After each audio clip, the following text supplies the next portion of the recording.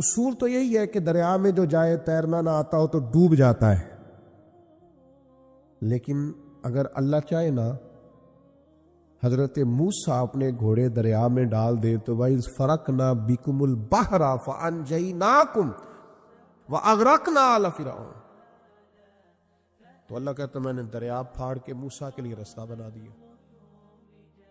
اچھا، جس دریا سے حضرت موسیٰ بچ کے نکل گئے اسی دریا میں فرعون اور فرعون والے غرق ہو گئے۔ یہ کیا ہے؟ یہ روحانی زندگی۔ ایک ہے اسباب کہ آپ پانی میں گھوڑا پھینکیں کہ آپ ڈوب جائیں، ایک ہے روحانی زندگی۔ یہ میں قرآن مجید پڑھ رہا ہوں، میں نے کوئی حدیث بھی نہیں سنائی، بزرگ کا قول تو دور رہا۔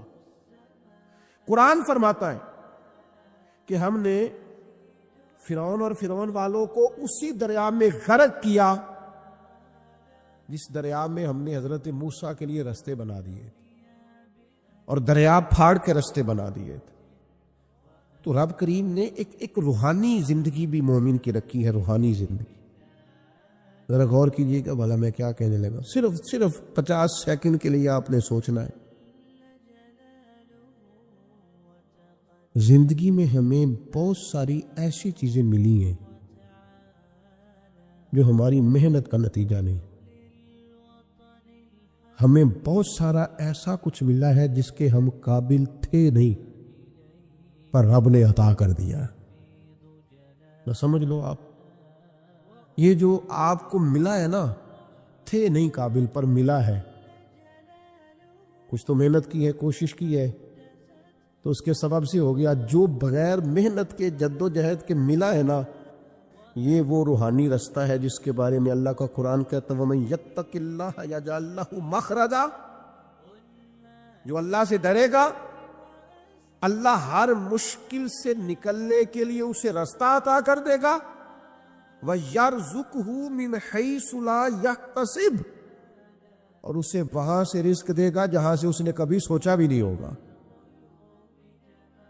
ایک روحانی زندگی ہے انسان کی، وہ میرے ساتھ بھی ہے، آپ کے ساتھ بھی۔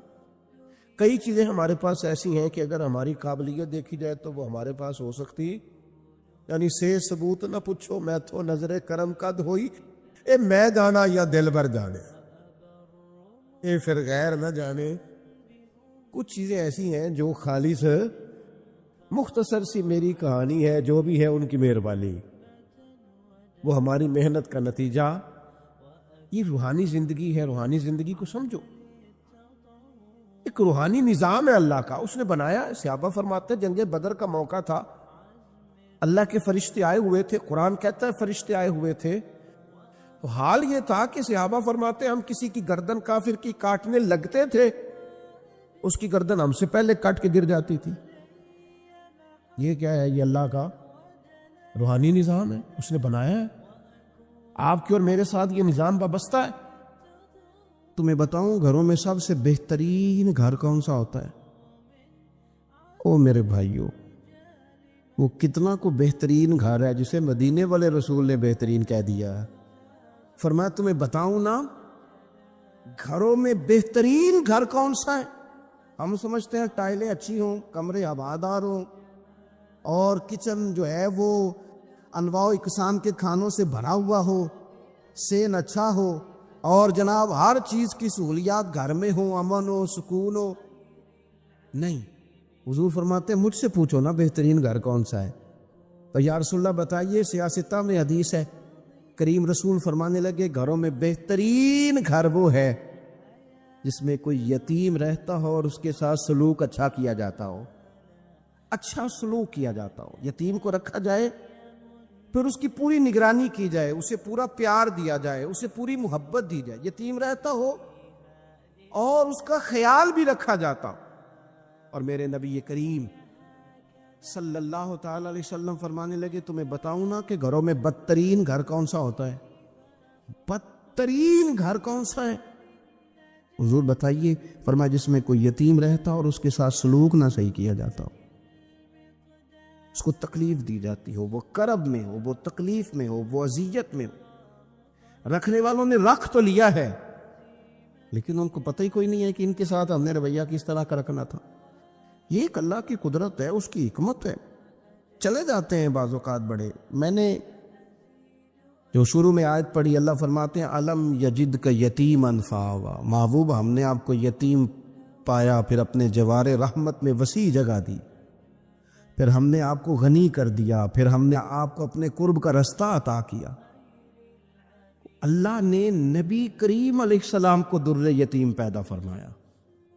یہ یتیموں کے تعلق سے ایک عظیم شان ان لوگوں کو دینی تھی، تو اللہ نے اپنے حبیب کو بھی در یتیم پیدا کر دیا۔ یہ ایک خاص قسم کا کرب ہوتا ہے۔ ظاہر ہے جس آدمی نے جو چیز چکھی ہوئی ہوتی ہے وہی اس کے ذائقے سے آگاہ ہوتا ہے، دوسرا دور کھڑا اسے آگاہ نہیں ہوتا۔ جو چکھ لیتا ہے، جو پانی میں اتر جاتا ہے، وہ اس کی گہرائی بھی جانتا ہے اور ٹھنڈا کتنا یہ بھی سمجھتا ہے۔ جن لوگوں نے یہ دور گزارا ہوتا ہے ان کو اس کا پتہ ہوتا ہے۔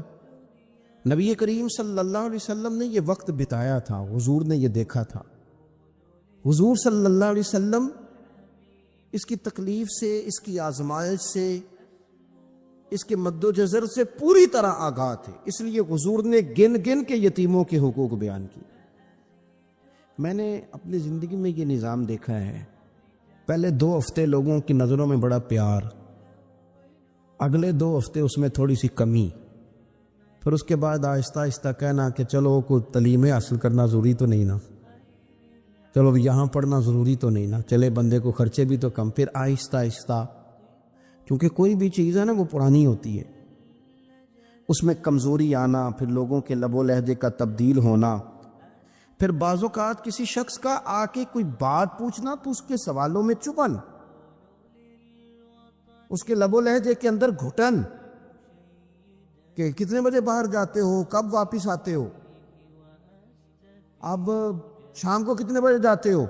ابا بھی یہ باتیں پوچھتے ہیں، وہ بھی یہ کام کرتے ہیں، لیکن اس رویے کے اندر جو چاشنی ہوتی ہے وہ اور ہوتی ہے، اس میں جو درد ہوتا ہے وہ، اور کسی کا یہ پوچھنا اور پھر اس انداز سے پوچھنا کہ محسوس ہو کہ لب و لہجے سے طنز چھلک رہا ہے اور باتوں سے جو ہے شیرینی کی بجائے لہو ٹپک رہا ہے، اور آپ تیزاب کا کام کر رہے ہیں یہ سوال جواب کر کے۔ یہ کمزوریاں، یہ انداز، اور یہاں تک کہ بیٹیوں کے رشتے دیکھنے والوں کا آنا تو ان کا یہ پوچھنا کہ بھائیوں کا رویہ کیسا ہے۔ ابا کے ہوتے لوگ یہ سوال نہیں پوچھتے، والد کے جانے کے بعد پوچھتے ہیں آپ کے بھائیوں کا رویہ آپ کے ساتھ ٹھیک ہے، یعنی معنی یہ ہے کہ وہ کچھ دیں گے کہ نہیں دیں گے، وہ کچھ جہیز بنائیں گے کہ نہیں بنائیں گے۔ یہ ساری چیزیں اس کرب سے وہ بچے گزرتے، اور پھر وہ بڑے قریبی لوگوں کو بھی اپنا قریبی سمجھنا چھوڑ جاتے ہیں۔ پھر ایک وقت ایسا آتا ہے کہ وہ سمجھتے ہیں ہمیں اپنے دامن میں ہی اپنے آنسو چھپا لینے چاہیے، کسی کو نظر نہ آئے۔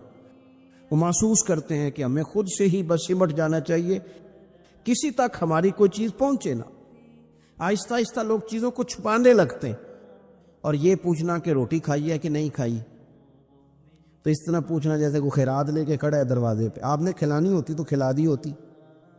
آپ نے گرمیوں کے کپڑے لے لیے ہیں کہ نہیں لے لیے، تو اس کا رنگ اس طرح کا ہے کہ جس طرح کسی کو اس طرح پوچھا جا رہا ہے کہ جیسے بڑا بھکاری ہے۔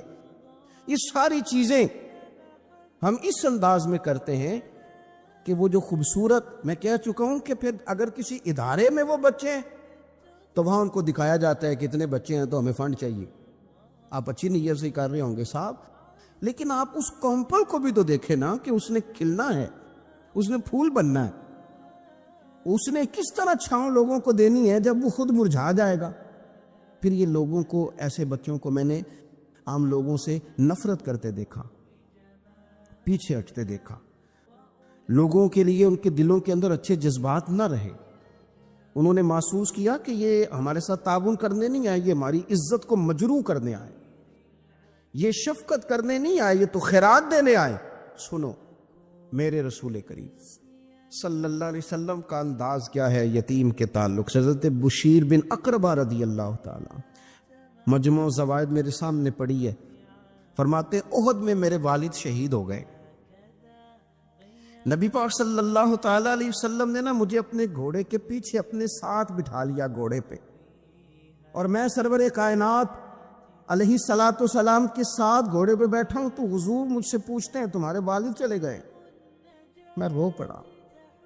میں نے عرض کی حضور اب نظام کیسے چلے گا؟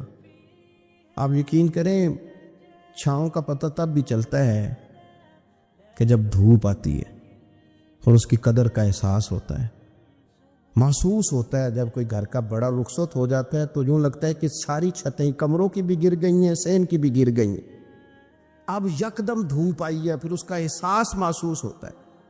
والد کے، دادا کے، بوڑھوں کے گھر میں ہوتے ہوئے تو بڑے سارے ویسے ہی مسئلے نہیں ہوتے، بہت سارے لوگ ویسے جھجکتے ہیں، سامنے ہی نہیں آتے۔ تو حضرت بشیر بن اقربہ رضی اللہ تعالیٰ عنہ کہتے ہیں میں نے کہا حضور میرے ابا جی چلے گئے، اب میں اپنے آپ کو بڑی تکلیف میں محسوس کرتا ہوں۔ قربان جائیں، حضور نے یہ نہیں فرمایا میں تیرا خیال رکھوں گا، یہ نہیں فرمایا فکر نہ کرنا۔ ہمارے جملے کیا ہوتے ہیں؟ کوئی حکم ہوا تو بتانا، کوئی کام ہوا تو کہنا، کوئی ضرورت ہوئی تو فوراً فون کرنا، یہ نہیں فرمایا۔ قربان جائیں، کیا ادائیں ہیں، کیا رنگ ہے، کیا دینے کا انداز ہے، اور کس طرح برکھا برستی ہے رحمت للعالمین محبوب کی۔ حضور فرمانے لگے بشیر کیا تو پسند نہیں کرتا کہ عائشہ تیری ماں بن جائے اور محمد عربی تیرے باپ بن جائیں؟ پسند کرتے ہو؟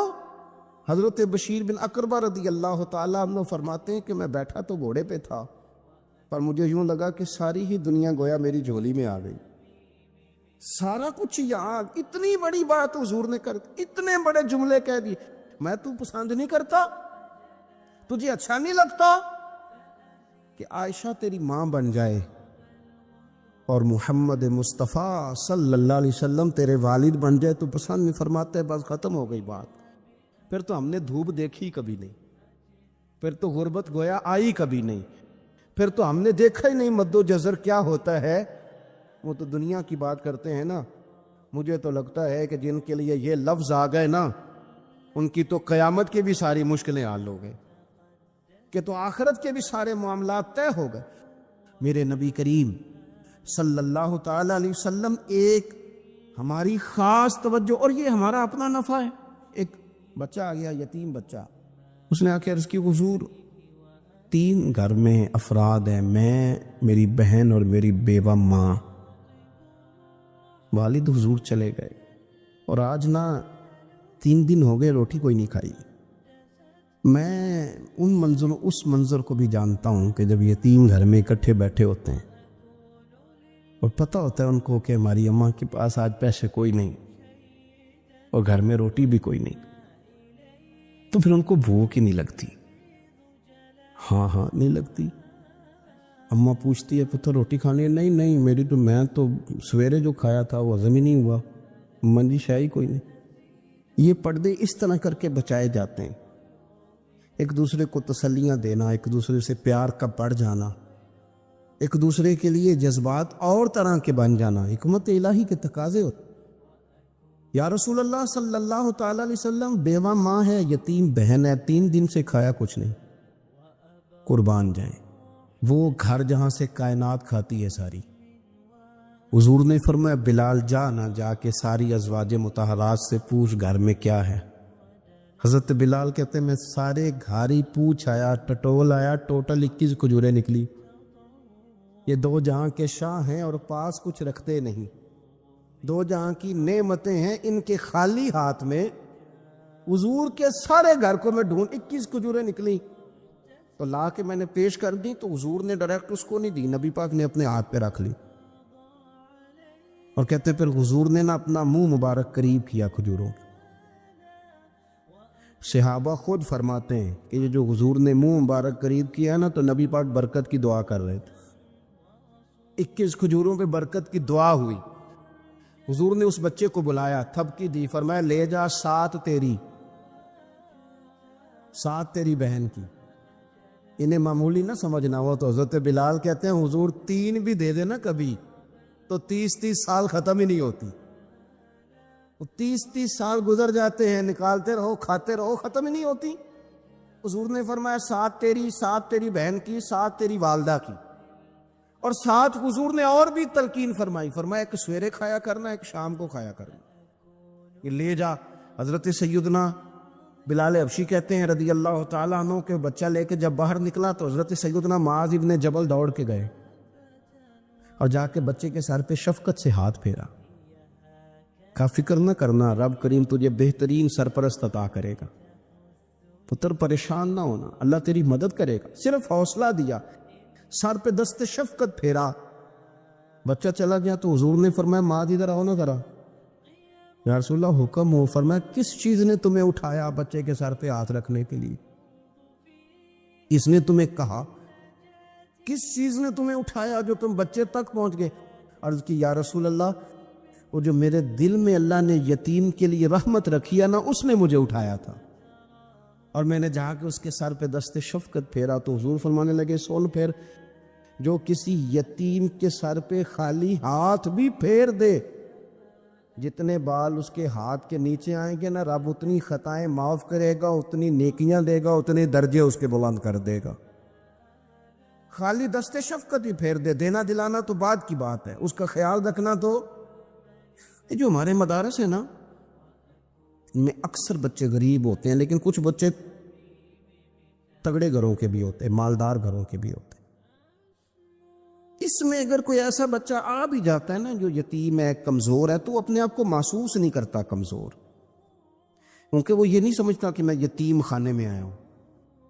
اس کے ذہن میں مائنڈ سیٹ یہ ہوتا ہے کہ میں مدرسے میں آیا ہوں اور میں پڑھنے کے لیے آیا ہوں، اور کیونکہ وہ کچھ وزادار بچے، مالدار بچوں کے ساتھ وقت گزارتا ہے، اسی دسترخوان پہ بیٹھ کے کھاتا ہے، اسی کلاس میں سب کے ساتھ بیٹھ کے پڑھتا ہے، تو اس کی عزت نفس مجروح ہونے کی بجائے طاقت پکڑتی۔ وہ برابری کی سطح پہ جب آتا ہے تو اسے محسوس ہوتا ہے کہ مجھے عزت دی جا رہی۔ اس لیے مدارس اسلامیہ میری نظر سب سے مضبوط جگہ ہیں جہاں مساکین کی، یتیموں کی، غریبوں کی صحیح معنوں میں کفالت بھی ہوتی ہے، تعلیم بھی ہوتی ہے، عزت بھی ہوتی ہے، تربیت بھی ہوتی ہے۔ میرے رسول کریم علیہ السلام بڑے انہماک کے ساتھ، بڑے توجہ کے ساتھ۔ اچھا ایک کام اور ہوتا ہے ہمارے ہاں، وہ کیا ہے؟ اگر کوئی یتیم مال چھوڑ گیا نا اس کا باپ، تو پھر تو بارے نہیں آ رہے ہیں اس کے، پھر تو اللہ خیر کرے کہ بہت سارے مل جائیں گے کفالت کرنے والے، بہت سارے ملیں گے دھیان رکھنے والے، بڑے سارے ملیں گے توجہ دینے والے۔ قرآن مجید نے فرما دیا ہے کہ جو یتیم کا مال کھاتا ہے وہ سمجھ لے کہ میں مال نہیں کھا رہا، میں آگ کھا رہا ہوں، آگ کھا رہا ہوں، آگ۔ سورہ نساء دیکھیے۔ ہمارے ہاں اگر تو وہ مال چھوڑ گیا ہے تو پھر تو بہت سارے رشتہ دار مستقل اس کے محلے میں مکان لینے کو تیار ہو جاتے ہیں، الا ماشاءاللہ۔ پھر تو بڑے سارے ایسے بھی رشتہ دار بن جاتے ہیں جن کو والد کی موجودگی میں کبھی زیارت کا موقع بھی نہیں ملا تھا۔ یہ مال جو یتیم کا ہے اس کی تو زیادہ حفاظت کرنی تھی۔ ہم کئی دفعہ مسئلہ بتاتے ہیں، لوگ فتویٰ بازی شروع کر دیتے۔ مجھے بلایا گیا کہ ایک صاحب کا انتقال ہو گیا تو ان کا ختم شریف ہے، تو بچے ان کے نابالغ ہیں، تو میں نے کہا کہ آپ اس طرح کریں، ان کے مال میں سے زیادہ پیسے نہ صرف کریں۔ نہیں جی نہیں، بڑے پیسے کمائے ہیں جی، اس نے ساری زندگی باہر نکالی، یا تو لاکھوں کروڑوں کمائے ہیں، تو چھوٹا گوشت پکائیں گے، بکرے کا گوشت پکائیں گے اور ہم ان کا ختم شریف دلائیں گے۔ تو میں نے کہا صاحب آپ رشتہ دار ہیں، ان کے بچوں کے مال کی حفاظت کریں۔ ختم شریف تو اس میں گوشت زیادہ ہونا ضروری نہیں، اس میں تو درد سے دعا کرنا ضروری ہے، اس میں تو تلاوت قرآن پاک کے سال ثواب میں ضروری ہے، ذکر اذکار ضروری ہے۔ اب شعیب علیہ السلام کی قوم ناب تول میں کمی کرتی تھی، تو اللہ تبارک و تعالیٰ نے ان پر بتا عذاب کس طرح کا بھیجا، شدید گرمی ہوئی۔ اللہ ہمیں محفوظ فرمائے، سارے آمین کہہ دیا۔ دیکھیں کتنا اچھا موسم کر دیا رب کریم، اللہ ہمیں محفوظ فرمائے، اللہ رحمت فرمائے۔ شدید گرمی کی لہر آئی، باہر اتنی گرمی ہوئی کہ لوگ اپنے گھروں میں گھس گئے، جس طرح سورج کی شعائیں گھروں کے اندر داخل ہو جاتی ہے، اس طرح گرمی کی لہر اندر داخل ہوئی، اور جس طرح کسی کو آگ لگ جائے تو وہ آدمی اچھلتا کودتا ہے نا، اس طرح یہ لوگ اچھلنے لگے اور اچھل کود کے مر گئے۔ جرم کیا تھا؟ ناب تول میں کمی کرتے۔ حضرت داؤد کی قوم بھی تباہ ہوئی، جرم کیا تھا؟ ہفتے والے دن مچھلیاں نہیں پکڑنی تو یہ پکڑتے تھے۔ حکم ہے نا مسلمان کو نماز کے ٹائم کوئی اور کام نہیں کرنا، نماز پڑھنی ہے۔ میرا خیال ہے مسلمان تو فٹافٹ آ جاتے ہیں، سارے پہنچ جاتے ہیں نا مسجدوں میں، ہلکا ہلکا بول رہے ہیں آپ، کیوں نہیں پہنچتے؟ اگر حضرت سیدنا، اور پتہ انہیں سزا کیا ملی؟ اللہ نے فرمایا اس ٹائم عبادت کرنی ہے، کام نہیں کرنا، وقت نہیں ہے کام کا۔ انہوں نے مچھلیاں پکڑی، 12,000 لوگ تھے، پتہ ہے مالک نے سزا کیا دی؟ بندر بنا دیا اللہ کریم۔ قرآن مجید کا پہلا سپارہ پڑھے، فَجَعَلْنَاهَا نَكَالًا لِمَا بَيْنَ يَدَيْهَا وَمَا خَلْفَهَا۔ اللہ فرماتے ہیں پچھلوں کے لیے بھی عبرت بنا دیا، بعد والوں کے لیے بھی عبرت، نشان عبرت بنا دی۔ بندر بن گئے، اور جو ان کے دوست جو بچ گئے تھے ان کے پیر چومتے تھے، روتے تھے۔ 3 دن بندر بن کے زندہ رہے، پھر اللہ نے سب کو اجتماعی موت دے دی۔ اگر مسلمان سے اللہ کہے کہ نماز کے ٹائم کاروبار نہیں، جمعے کے ٹائم کاروبار، تو مسلمان کہتا ہے نہیں مجھے مہلت ملی ہوئی ہے۔ یہ تو اس وقت پتہ چلتا ہے نا جب بچے ڈیوٹی لگاتے، ہاں ہاں ہاں عذاب آتا ہے، اس وقت پتہ چلتا ہے۔ میں نے دیکھا یہ منظر، اس وقت پتہ چلتا ہے جب بچے کسی ملازم 6,000 کے کی ڈیوٹی لگاتے، کہتے ہیں ابے کا دھیان رکھنا، ہم دکان پہ بیٹھنے لگے۔ پھر اسے سمجھ آتی ہے اگر میں نماز کے ٹائم مسجد میں ہوتا تو آج میری اولاد میری خدمت میں ہوتی۔ میں نماز کے ٹائم مسجد نہیں گیا تو بچوں نے 6,000 کا ملازم بٹھایا ہے، ابا جی کا خیال رکھ، ایک نرس بلائی ہے تو خیال رکھ۔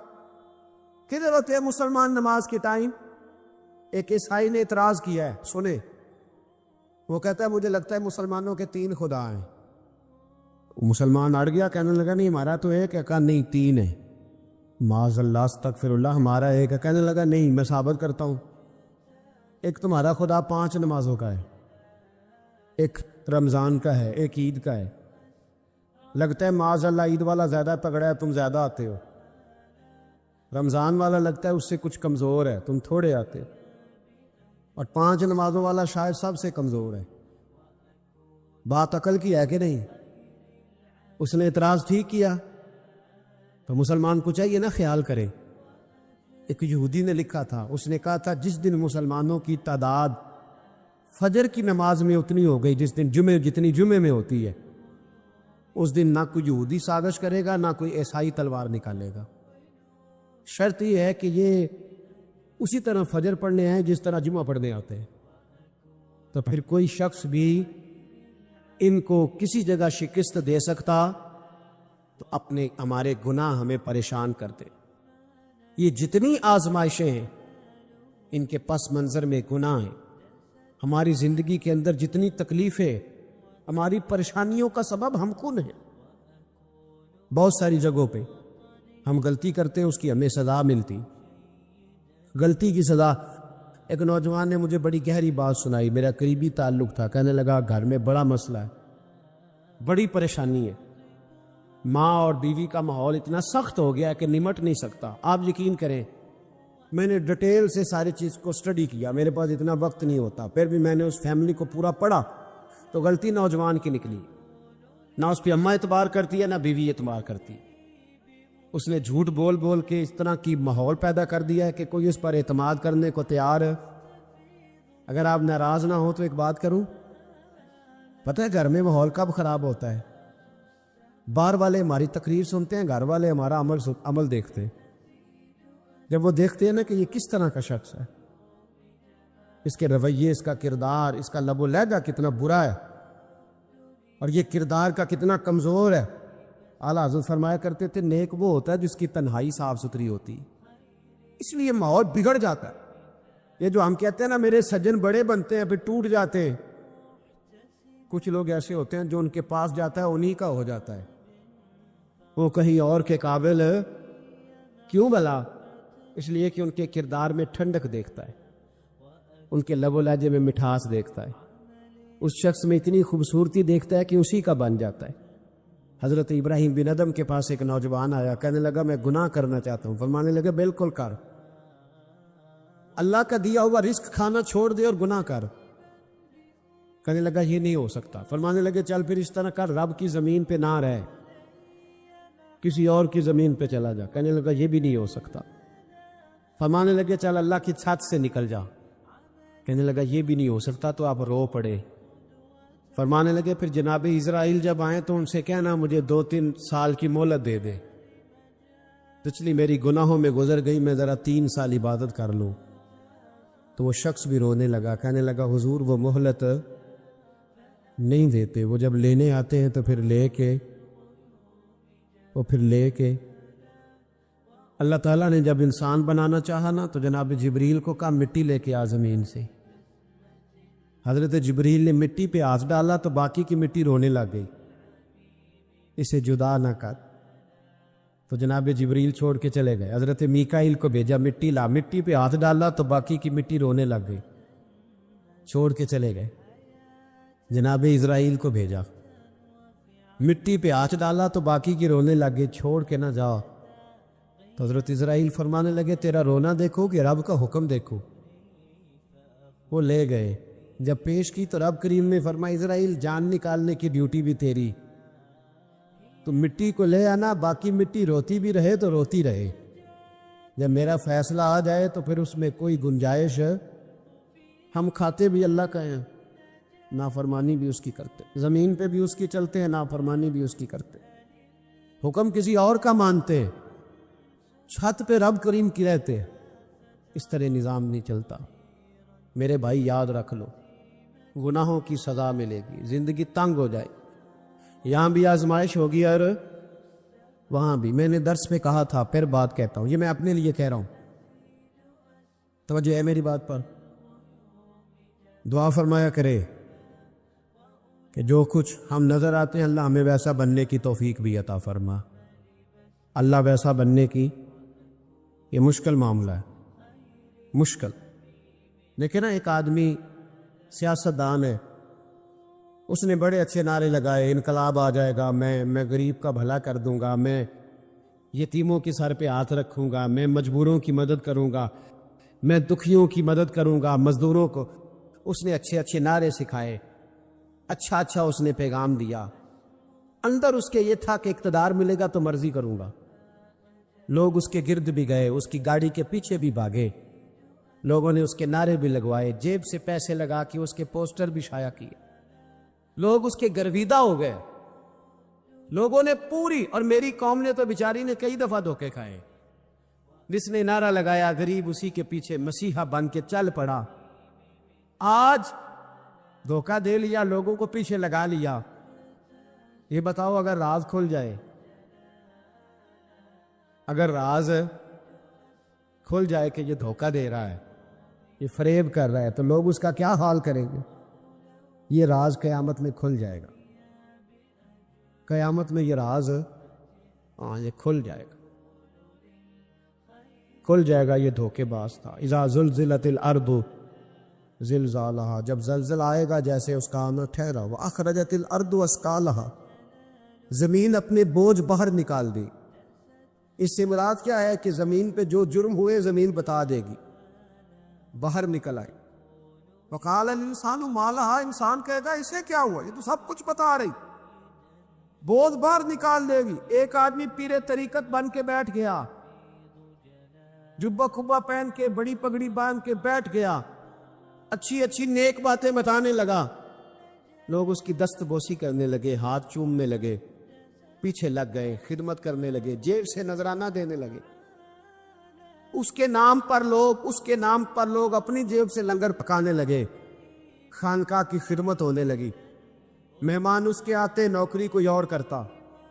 میں نے کہا تھا شاید اپنے لیے کہہ رہا ہوں، ڈیوٹیاں لوگ کرنے لگے، حالات بدلنے لگے، لیکن اس کے اندر تو چور تھا، وہ تو دکاندار تھا، تو یہاں جو اس کے پیچھے لگے تھے وہ تو سچے تھے، انہیں تو اجر ملے گا، لیکن اس کا جب راز کھلے گا تو بڑی رسوائی ہو، اس کا جب راز کھلے گا تو بڑی، ایک میری طرح کا دیندار تھا، جو چہرے کا تو نیک تھا، اندر پتہ نہیں کیا کچھ تھا، ایک طوائف گزر رہی تھی، اس نے اس کو تبلیغ کر دی، کہنے لگا بس کر دے، سیانی بن جا۔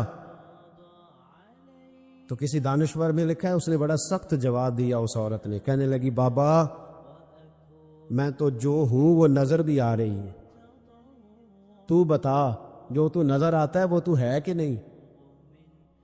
اس بندے نے چیخ ماری اور بے ہوش ہو کے گر پڑا. لوگوں نے کہا بابا آج کسی صوفی کا کلام سنا ہے؟ جو بے ہوش ہو گیا تو اس نے کہا نہیں، آج طوائف کی بات سنی ہے، طوائف کی. اور وہ عجیب بات کر گئی ہے. وہ کہہ گئی ہے میں تو جو ہوں میں نظر آ رہی ہوں، تو بھی تو بتا نا، تو بتا نا کہ تو دستار امامت پہنتا ہے، تو بتا تو جو کہلاتا ہے تو وہ ہے کہ نہیں؟ یہ وقال الانسان ما لہا، یہ راز قیامت میں کھلے گا. ہم جو کچھ بتا رہے ہیں نا اپنی زبانوں سے، ہمیں اپنے گناہوں کا احساس ہونا چاہیے. ایسا نہ ہو کہ جب سزا ملے تو پھر اس طرح کی ملے کہ دوبارہ کسی کو کوئی منہ دکھانے کے قابل نہ رہے. میرے بھائی یاد رکھیں اور سمجھیں، گناہ انسان کی زندگی کو تنگ کرتے ہیں. میرے نبی پاک علیہ الصلاۃ والسلام نے فرمایا جب تو جھوٹ بولتا ہے تو تیرے فرشتے کرامن کاتبین سائڈ پہ ہو کے کھڑے ہو جاتے ہیں. جب تو زنا کرتا ہے تو تیرے اندر سے ایمان نکل جاتا ہے. اور نبی پاک علیہ الصلاۃ والسلام نے فرمایا جب میری قوم میں ناانصافی عام ہو جائے گی تو قتل بھی عام ہو جائے گا. اور سن لو لکھ لینا یہ حدیث دل کی تختی پر. نبی پاک علیہ السلام نے فرمایا جب میری قوم میں بے حیائی اور بدکاری عام ہو جائے گی تو 2 سزائیں اللہ دے گا. ایک تو جوان موتیں آئیں گی، جوان بچے کچھ بھی نہیں دیکھا چلے گئے. اور دوسری سزا اللہ یہ دے گا کہ ایسی بیماری آئیں گی جن کا علاج نہیں ملے گا، ایسے امراض کوٹ پڑیں. اگرچہ میں آپ کو ایسی تقریر بھی سنا سکتا تھا جس پہ آپ بہت زیادہ محظوظ ہوتے، پر میں نے اس جمعے میں ایسا موضوع چنا ہے جس کا ہمیں خاص ضرورت ہے. بھائی دیکھیں تو صحیح، کہیں ایسا تو نہیں کہ ہم ان عیبوں میں مبتلا ہیں. میرے نبی کریم علیہ السلام نے فرمایا جب تم نیکی کا حکم دینا اور برائی سے منع کرنا چھوڑ دو گے پھر اللہ تم پر ظالم حکمران مسلط کرے.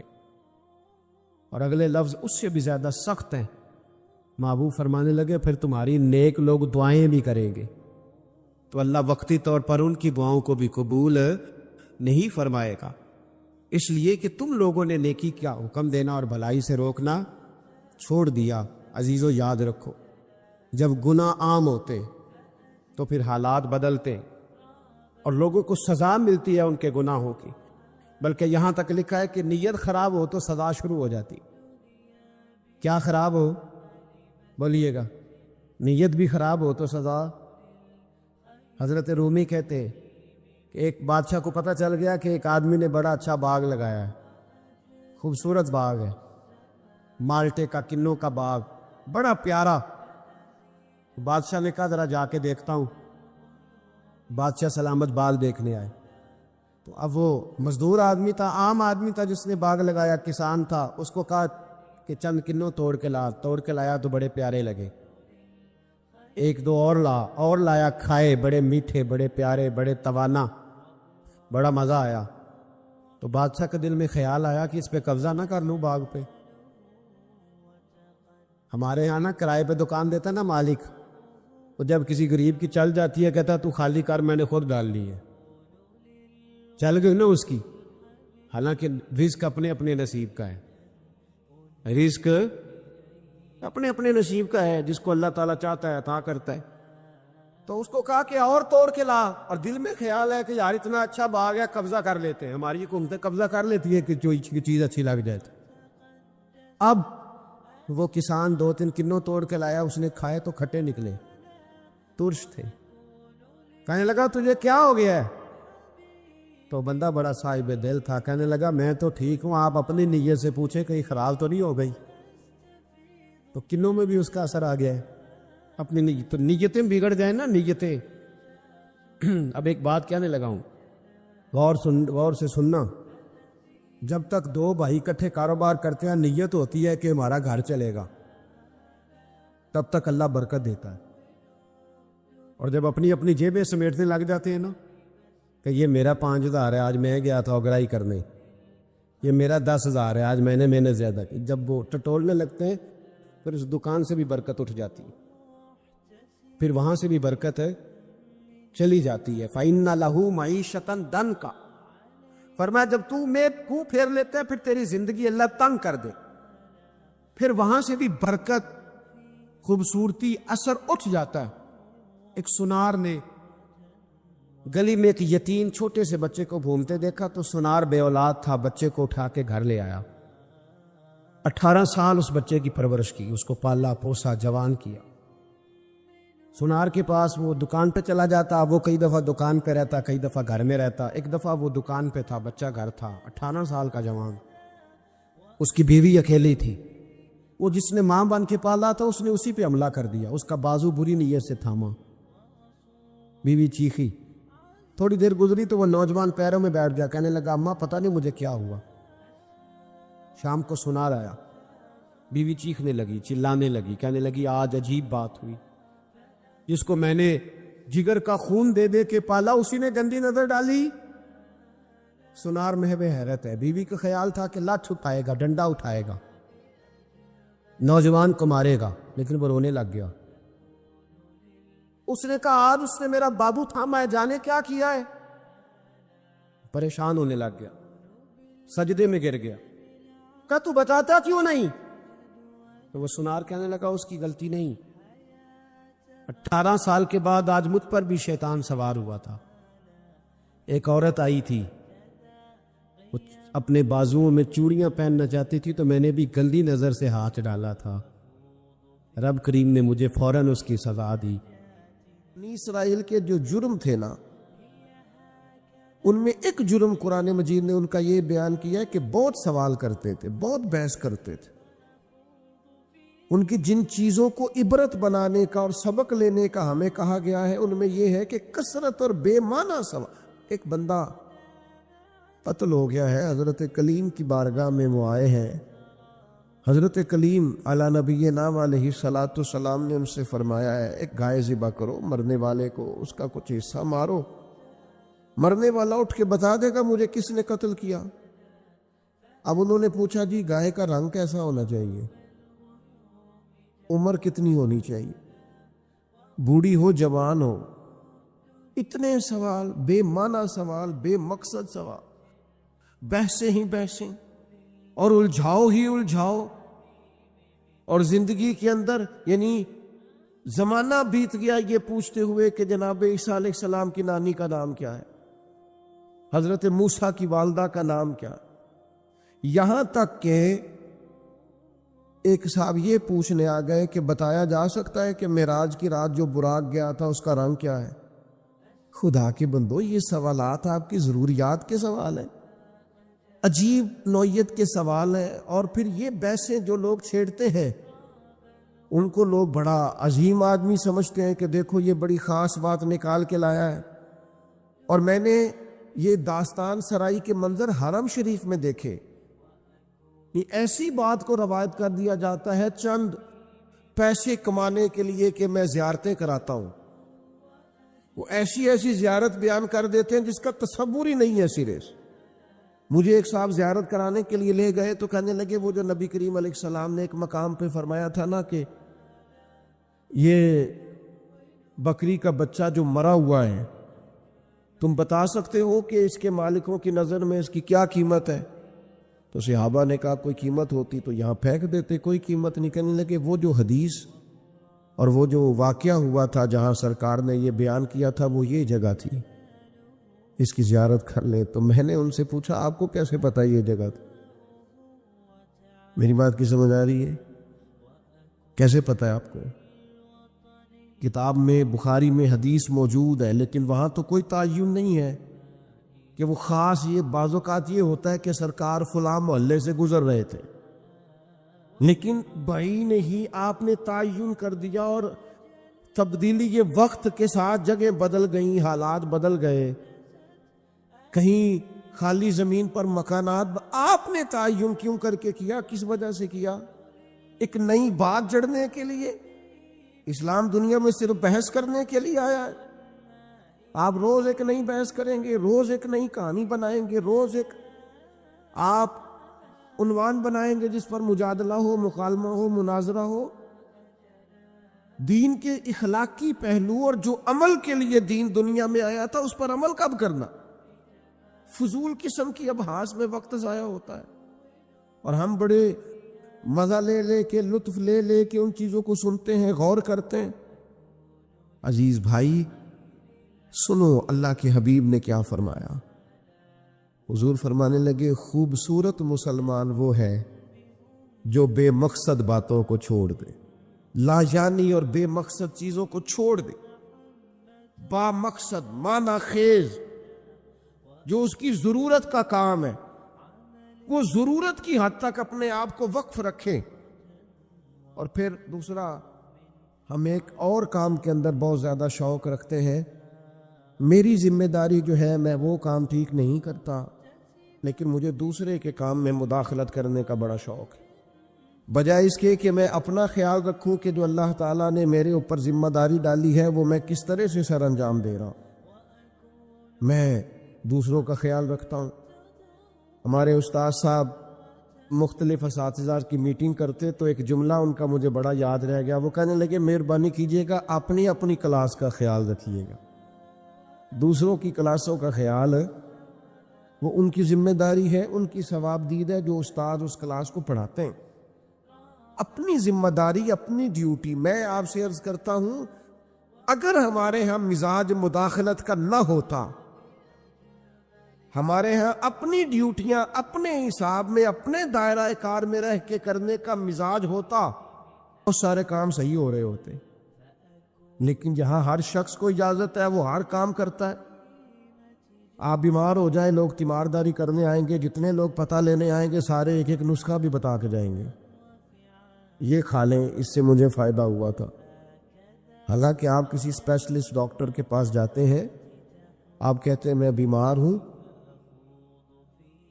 تو وہ پہلے آپ کا بلڈ پریشر دیکھتا ہے، پھر ایک کونے میں وہ لکھتا ہے کہ آپ کو شوگر تو نہیں، پھر آپ کا وزن پوچھتا ہے، عمر پوچھتا ہے۔ اس تقاضے کی روشنی میں ان ساری چیزوں کو دیکھ کر نسخہ تیار کرتا ہے، لیکن وہ جو آپ کے لیے چاروں مغز بنا کے لایا اس نے کچھ بھی نہیں پوچھا کہ بھئی آپ کو شوگر تو نہیں، بلڈ پریشر تو نہیں، یہ والا مرض تو نہیں، لے آیا ہے۔ کیونکہ ہر بندے کو حکیم بننے کا شوق ہے، اسی طرح ہر آدمی کو دینی مسئلہ بیان کرنے کا شوق ہے۔ اس نے کوئی 4 کتابیں بھی نہیں پڑھی، وہ ضروریات سے بھی آگاہ نہیں، اسے نہیں پتا کہ دین کے مختلف پہلوؤں کا عنوان کیا ہے۔ کسی استاد کے پاس وہ نہیں بیٹھا، 4 باتیں کہیں سے سن لی ہیں اور 4 چیزیں کہیں سے اس نے دیکھ لی ہیں تو وہ بہت بڑا جناب دائی بن کے وہ کام کر رہا ہے۔ تو اپنا کام جو ہے اس کو صحیح کر کے اگر کیا جائے، اگر ٹھیک کر کے کیا جائے اپنے دائرہ کار کے اندر، آپ یقین کریں بندے کو مزہ آتا ہے کام کرنے۔ حضرت معاویہ بن خدیج رضی اللہ تعالیٰ عنہ ایک صحابی ہیں، وہ کہتے ہیں سیدنا عمر فاروق رضی اللہ تعالیٰ عنہ نے اپنے زبانہ مبارکہ میں مجھے ایک مہم کے لیے بھیجا تھا، تو وہ ماحول کچھ اس طرح کا بنا ہوا تھا کہ شدید انتظار تھا کہ بنا کیا۔ تو آج کل کا تو دور تھا نہیں کہ فوراً آپ کسی چیز کو لائیو دیکھ لیں یا واٹس ایپ پہ فوراً آپ کو میسج کر دی، دور سے آنا ہے اور آ کر ہی کسی نے پیغام دینا۔ تو ابن خدیج رضی اللہ تعالیٰ عنہ کا بڑا انتظار تھا جناب عمر کو۔ فرماتے میں دوپہر کے وقت خبر لے کے مدینہ طیبہ میں آیا، چلچلاتی دھوپ تھی، گرمی کا موسم تھا اور رواج بھی تھا دوپہر کا کھانا کھا کے لوگ آرام کرتے۔ بعد ظہر میں پہنچا، اکثر دروازوں کے کواڑ میں نے بند دیکھے، تو میں نے کہا کہ عصر کے بعد جناب عمر کو پیغام دوں گا کہ اللہ نے فتح دے دی۔ فرماتے ہیں کہ بعد عصر میری ملاقات ہوئی تو جناب عمر تو نماز کا سلام پھیرتے ہی پوچھنے لگے، او یار اللہ تیرا بھلا کرے، میں تو تھک گیا تیرا انتظار کر کر، کیا نتیجہ نکلا؟ اللہ نے کامیابی دی؟ تو فرماتے ہیں میں نے فوراً کہا حضور اللہ کا شکر ہے، اللہ نے اپنے فضل سے مسلمانوں کو کامیابی دی۔ حضرت عمر کہنے لگے کہ جو رستہ ہے وہی مجھے معلوم ہے اور جنگ کا دورانیہ بھی معلوم ہے، تو آپ دیر سے کیوں آئے؟ میں بے چین تھا، حضرت معاویہ بن خدیج رضی اللہ تعالیٰ عنہ عرض کرنے لگے حضور میں تو آ گیا تھا ظہر کے بعد، لیکن اس خیال سے کہ آپ سو رہے ہوں گے، اس خیال سے کہ آپ آرام فرما ہوں گے، میں نہیں آیا کہ عصر کے بعد مسجد میں ملاقات ہوگی تو میں بتا دوں گا۔ تو یہ جناب عمر کا طرز ہے، یہ وہ لوگ ہیں جن کا وجود اس طرح کا تھا کہ ہر چیز میں ٹھہراؤ تھا۔ حضرت عمر فرمانے لگے سویا کرتا تھا میں، لیکن امیر المومنین بننے سے پہلے تم دوپہر کی بات کرتے ہو، میں تو احساس ذمہ داری کے بوجھ میں اتنا دبا ہوں کہ رات کو بھی جی بھر کے نہیں سو پاتا۔ میں سمجھتا ہوں میری ڈیوٹیاں ہیں، مجھے ڈیوٹیاں کرنی چاہیے، اپنی ذمہ داری کو مجھے صحیح طریقے سے سر انجام دینا چاہیے، مجھے اپنا کام وقت پر کرنا چاہیے۔ تو ہم کیا کرتے ہیں؟ لغویات میں وقت ضائع کرتے ہیں، بے معنی، بے مقصد، مبہم کاموں میں۔ ہماری ضرورت کے کام پڑے ہوئے ہیں، گھر والے آوازیں دے رہے ہیں، یہ کام کرانے والا ہے، یہ ڈیوٹی کرنے والی ہے۔ ہم جس جگہ، جس ادارے کے کسی جگہ ملازم ہیں، ڈیوٹی کرتے ہیں، وہاں چیزیں منہ چڑھا رہی ہیں کہ یہ کام ابھی ہونے والا ہے، یہ ہونے والا ہے، لیکن ہمیں باقی ساری دنیا کا پتہ ہے، باقی سارے معاملات کا ہمیں پتہ ہے۔ ہم نے اپنی ڈیوٹی صحیح کرنی۔ حضرت سعد بن ابی وقاص رضی اللہ تعالیٰ عنہ کو جناب عمر نے بلا کے کہا میرا دل کرتا ہے آپ ایک صوبے کے گورنر بن جائیں۔ حضرت سعد بن ابی وقاص کہنے لگے حضور کوئی میدان والا کام بتائیں، کوئی تلوار والا کام بتائیں، مجھے وہ کام بتائیں کہ میں دشمن کے مقابلے میں ڈٹ جاؤں اور میں کسی غزوے میں نکلوں، جہاد پہ نکلوں اور میں فوج کی سپہ سالاری کروں۔ یہ بیٹھ کر کام کرنا اور حکومت کرنا یہ میرے بس کی بات نہیں، ہم تو گھوڑوں پہ رہنے والے لوگ ہیں۔ شہاب الدین محمد غوری، اللہ نے اس شخص کا وجود پاکستان کو عطا کیا۔ کسی نے ان سے کہا غوری صاحب ملاقات کرنی ہو تو کہاں ملیں گے؟ فرمانے لگے ہم نے کہاں ملنا، ہم تو گھوڑوں کی پشت پہ ہوتے ہیں، اگر کبھی گھوڑے کی پشت پہ ملنا ہوا تو ملاقات کر لینا۔ زندگی ایک سفر ہے، ہم اپنی ڈیوٹی کر رہے ہیں، ہم کسی اور کام میں الجھنا نہیں چاہتے، ہمارا ایک مشن ہے، ہمارا آنے کا ایک مقصد ہے، ہمیں کوئی شخص الجھانے کی کوشش نہ کرے، ہم اپنا سفر کر رہے ہیں، اپنی ڈیوٹی کر رہے ہیں، ہم اپنی ذمہ داریاں ادا کر رہے ہیں۔ ہم ڈیوٹیاں ہی نہیں کرتے، کوئی مقصد ہی نہیں ہے، کوئی کرنے کو کام ہی نہیں ہے، بس وہ یہ کہ کوئی لاؤبالی سا کام مل جائے، کوئی اچانک چکر چل جائے مشہور ہونے کا، کوئی اچانک سلسلہ چل جائے کو کسی طریقے سے آگے نکلنے کا، کوئی سبب لگ جائے کہیں دو جگہ پہ نام ہمارا بھی آ جائے۔ بے معنی کام ہے بھائی، بے مقصد ہے۔ پہلے بھی کہہ چکا ہوں، پھر کہتا ہوں، آپ کسی بڑے آدمی کے ساتھ، سیاستدان کے ساتھ، لیڈر کے ساتھ آپ نے فوٹو کھچا بھی لی تو جب اس کو آپ کا نام ہی نہیں آتا، جب وہ آپ کو جانتا ہی نہیں، مقصد کیا رہا؟ فائدہ؟ اس ماڑے بندے کے ساتھ فوٹو نہ کھچوائیں جس سے جب بھی بات کریں وہ اسی وقت ہمارے لیے موجود ہو، اس کے ساتھ نہ وقت گزاریں جس کے ساتھ ہم سمجھیں کہ ٹائم گزر سکتا ہے۔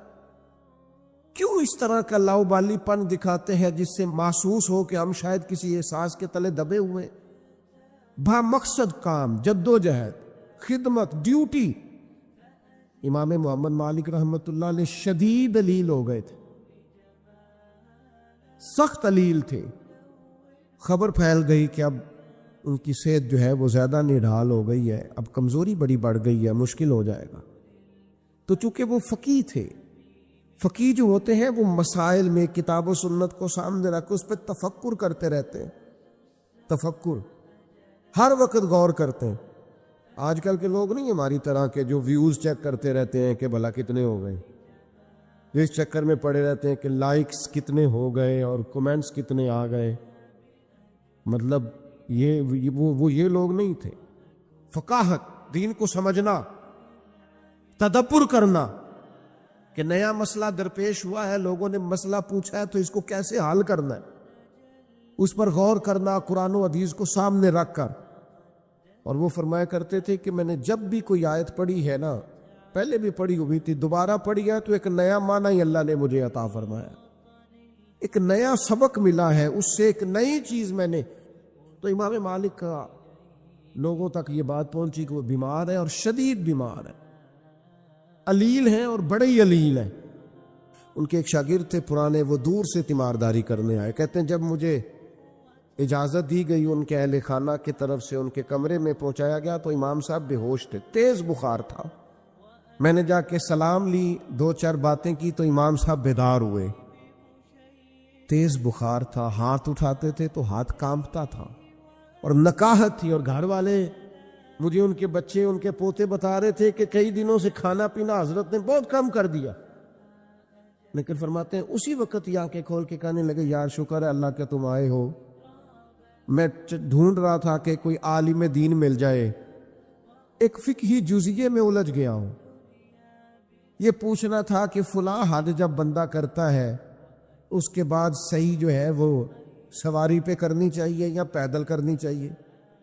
سواری پہ افضل ہے کہ میں اس مسئلے میں الجھا ہوا ہوں، ذرا تھوڑا آنا، یہ دلائل ہیں، یہ دلائل ہیں، یہ فلاں نے لکھا ہے، یہ فلاں نے لکھا ہے، ذرا استنباط کاری سے مسئلہ کیا ہے.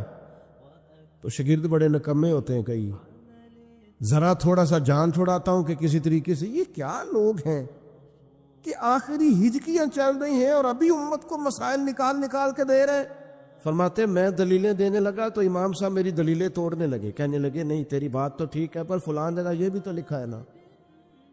میں نے پھر دلیل دی کہ وہ تو ٹھیک ہے پر فرمان امام کا اس پر یہ قول بھی تو موجود ہے. فرماتے ہیں کتنی دیر علمی گفتگو ہوتی رہی، پھر وہ تھک گئے اور لیٹ گئے. تو میں نے کہا آپ آرام کریں، مجھے اجازت دیں. کہتے ہیں ابھی میں ان کی گلی کے کونے پہ آیا تھا کہ ان کے بیٹے کے رونے کی آواز آئی اور میں دوڑ کر پلٹ کر آیا تو اس نے کہا قربان جاؤں اس شخص پر جس کی ساری زندگی قرآن و حدیث میں غور کرتے گزر گئی. یہ دیکھو آخری ہج کی بھی لی ہے تو رسول اللہ کا دین سمجھتے ہوئے لی. آپ گئے ہیں تو امام صاحب کا لے سجنا سا توڑ نبھائی، ایسی جان بھی دتی تے رات تیرے. آخری دم تک دین پر غور، کتاب و سنت سے رشتہ، مشن والے لوگوں نے کام کیا.